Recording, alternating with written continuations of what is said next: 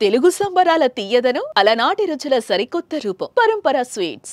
ఎన్నికల ప్రచారంలో ఇచ్చిన హామీలను చంద్రబాబు ప్రభుత్వం ఒక్కొక్కటిగా నెరవేరుస్తోంది.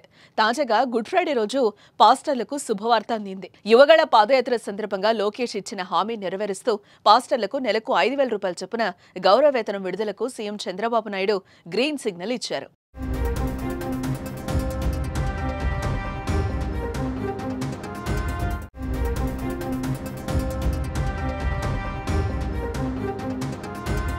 2023 జనవరిలో టీడీపీ జాతీయ ప్రధాన కార్యదర్శి నారా లోకేష్ యువగళం పేరిట పాదయాత్ర నిర్వహించారు. ఈ సందర్భంగా పాస్టర్లతో ఆయన ఆత్మీయ సమావేశాలు ఏర్పాటు చేశారు. వారి సమస్యలను విని టీడీపీ అధికారంలోకి వస్తే గౌరవ వేతనం అందిస్తామని హామీనిచ్చారు. ఇచ్చిన మాట ప్రకారం రాష్ట్రంలో 8,427 మంది పాస్టర్లకు 2024 మే నుంచి నవంబర్ వరకు 7 నెలల కాలానికి 30 కోట్లు గౌరవ వేతనంగా విడుదల చేస్తూ ప్రభుత్వం ఉత్తర్వులు జారీ చేసింది. దీంతో 7 నెలలకు గాను ఒక్కో పాస్టర్కు 35,000 రూపాయల చొప్పున అందనున్నాయి. గుడ్ ఫ్రైడే సందర్భంగా ఆంధ్రప్రదేశ్ ప్రభుత్వం ఈ నిర్ణయాన్ని ప్రకటించిందని, ఇది పాస్టర్లకు శుభవార్త అని ప్రభుత్వం ఉత్తర్వుల్లో పేర్కొంది. ఏపీ సర్కార్ నిర్ణయంతో పాస్టర్లు ఆనందం వ్యక్తం చేస్తున్నారు.